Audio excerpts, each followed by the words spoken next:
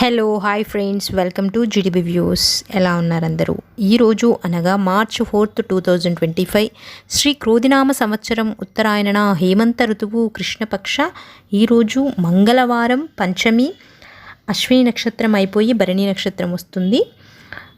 ఈరోజు ఓంకారం కార్యక్రమంలో గురుజీ గారు తెలియచేసిన యోగక్షేమం, మంత్రబలం, పూజా విధానం అన్నీ కూడా ఇప్పుడు వీడియోలో క్లియర్గా ఎక్స్ప్లెయిన్ చేస్తాను, జాగ్రత్తగా వినండి. ఈరోజు పంచమి అయితే ఈరోజు ప్రత్యేకంగా మనం మృత్యుంజయ నామస్మరణ చేయాలి అట. ఈరోజు మృత్యుంజయ మంత్రాన్ని జపం చేసుకోవడం వలన అనారోగ్యం ఉంటే దూరం అవుతుంది. అలాగే ఏమైనా ఇబ్బందులు ఉంటే అవన్నీ దూరం అవుతాయి. ఏదైనా విషయంలో కన్ఫ్యూజన్ ఉన్నా కూడా కన్ఫ్యూజన్ తొలగిపోతుంది. సరైన నిర్ణయం మనం తీసుకోగలుగుతాము. కాబట్టి ప్రతి ఒక్కరు కూడా ఈరోజు ఈ మృత్యుంజయ నామాన్ని జపించుకోవాలి. వీలైన వాళ్ళు ఇదే మృత్యుంజయ మంత్రాన్ని 108 సార్లు జపం చేసుకుంటే ఇంకా చాలా మంచిది. కాబట్టి ఈరోజు మంత్రబలంలో భాగంగా మంత్రం ఏమిటి అంటే ఓం మృత్యుంజయాయ నమః, ఓం మృత్యుంజయాయ నమః, ఓం మృత్యుంజయాయ నమః అనే ఈ నామాన్ని ప్రతిరోజు అందరూ కూడా, పిల్లలు పెద్దలు అందరూ కూడా ఎన్నిసార్లు వీలైతే అన్నిసార్లు జపించండి. ఎంతో అద్భుతమైన నామం. ఇక ఈరోజు గురుజీ గారు మనకి మంచి మాటలో భాగంగా తెలియచేసిన విషయం ఏమిటి అంటే ఎప్పుడూ కూడా గురు ద్రోహం అనేది చేయకూడదు. గురువు ఎంత విశేషమైన వ్యక్తి మన జీవితంలో అంటే, గురువు మనకి ఏదైనా చెప్తే అది ఫాలో అయితే అది తప్పకుండా మనకి మంచి జరుగుతుంది అట. అలా గురువు చెప్పిన ప్రతి విషయాలు అన్నీ కూడా మనలో అద్భుతాలు అనేవి సృష్టిస్తాయి.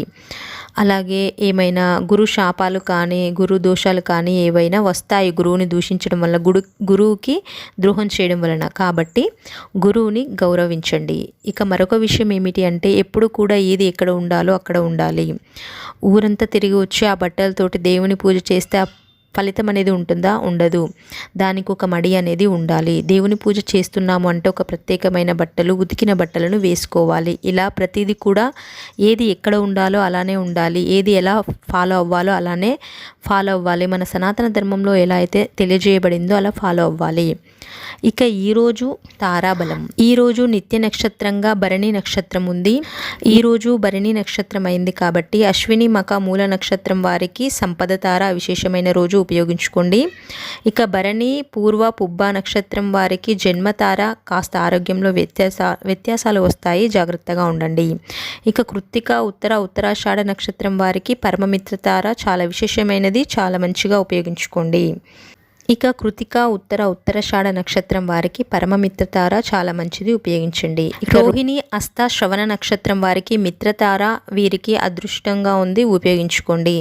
ఇక మృగశిర చిత్త ధనిష్ట నక్షత్ర వారికి 9వ తార కాస్త జాగ్రత్తగా వహించండి. ఏ పనులు చక్కగా జరగవు. ఎవరికైనా మాటిచ్చే ముందు ఆలోచించండి. ఏదైనా వస్తువులు డబ్బు కానీ ఇవ్వడానికి ముందు ఆలోచించి నిర్ణయాలు తీసుకోండి. ఇక ఆరిద్ర స్వాతి శతభిష నక్షత్రం వారికి సాధక తార అత్యంత శుభకరమైన రోజు, చక్కగా ఉపయోగించుకోండి. ఇక పునర్వసు విశాఖ పూర్వ భాద్రపద వీరికి ప్రత్యక్తార ఈరోజు కాస్త విరుద్ధంగా ఉంటాయి. ఈరోజు మీకు చిన్న చిన్న విషయాలు కూడా బాధ కలిగించేలాగా ఉంటాయి, జాగ్రత్త వహించండి. టేక్ ఇట్ ఈజీగా ఉండండి. ఎవరికి ఏ మాట ఇవ్వకండి. ఇక పుష్య అనురాధ ఉత్తర భాద్రపద వారికి క్షేమతార ఈరోజు శుభమైన రోజు, చక్కగా ఉపయోగించుకోవడం మంచిది. ఇక ఆశ్లేష జ్యేష్ఠ రేవతి నక్షత్రం వారికి విపత్తార ఆపదలు అనేవి ఎక్కువగా ఉంటాయి. డ్రైవింగ్ చేసేటప్పుడు కాస్త జాగ్రత్తగా ఉంటే మంచిది. ఇక రేపు ఉదయం ఆచరించవలసిన పూజ అంటే బుధవారం ఉదయం ఆచరించవలసిన పూజ ఏమిటి అంటే దుర్గాదేవి అమ్మవారిని పూజించాలి. ఎర్రగన్నేరు పుష్పాలను, జమ్మి చెట్టు పత్రాలు తెచ్చుకోవాలి. ఇవి తెచ్చుకొని మన దగ్గర ఉంచుకోండి. ఇప్పుడు దుర్గాదేవి అమ్మవారి ముందు నెయ్యి దీపాలను వెలిగించి ఈ పత్రాలు పుష్పాలతోటి అమ్మవారిని చక్కగా అర్చించి పూజించాలి. ఎర్రని అక్షింతలు మన చేతిలో పట్టుకొని శత్రు బాధలు ఏవైనా ఉంటే ఆ బాధలన్నీ దూరం అవ్వాలని సంకల్పం చేసుకొని ఆ అక్షింతలు అమ్మవారికి సమర్పించి మనస్ఫూర్తిగా సంకల్పం చేసుకొని పూజించుకోవాలి.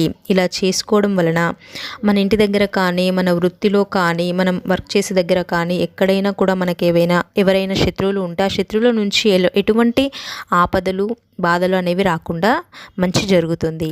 ఇక ఈరోజు సాయంత్రం ఆచరించవలసిన యోగక్షేమం ఏమిటి అంటే, ఈరోజు సాయంత్రం ముఖ్యంగా హనుమంతుణ్ణి పూజించాలి. ముందుగా తమలపాకులు తెచ్చుకొని హనుమంతుని దగ్గర పెట్టి చక్కగా సింధూరంతో అర్చన చేసుకోవాలి. అలా అర్చన చేసుకొని హనుమాన్ చాలీసాని పారాయణం చేసుకోవాలి. తరువాత ఏదైనా పలహారాన్ని నైవేద్యంగా పెట్టండి. ఆ తరువాత తెల్ల ఆవాలు తీసుకొని మన ఇంటి బయటికి వెళ్ళి ఇంటి గుమ్మం ముందు ఎడమవైపు కొన్ని కుడివైపు కొన్ని వేసి లోపలికి వచ్చి లోపల సాంబ్రాణి ధూపాన్ని వేసుకోవాలి. ఇలా వేసుకొని పూజ చేసుకోవడం వల్ల మన ఇంట్లో ఎలాంటి దోషాలు ఉన్నా కూడా అన్నీ దూరం అవుతాయి. పిల్లలు ఉండే ఇంట్లో ఈ పూజని ఆచరించడం వలన పిల్లలకి బాలదోషాలు ఏవైనా ఉంటే అవన్నీ రాకుండా ఉంటాయి. మన ఇంట్లో ఉండే సమస్త నెగిటివ్ ఎనర్జీ అంతా కూడా దూరం అవుతుంది. హనుమంతుని యొక్క అనుగ్రహం కూడా మనకు లభిస్తుంది. ఇది ఫ్రెండ్స్ ఇవాటి యోగక్షేమం, ఇవాటి వీడియో. మరో వీడియోతో మళ్ళీ కలుసుకుందాం. వీడియోని లైక్ చేయడం మాత్రం మర్చిపోకండి. అలాగే ప్లీజ్ సబ్స్క్రైబ్ చేసుకోండి. Thank you.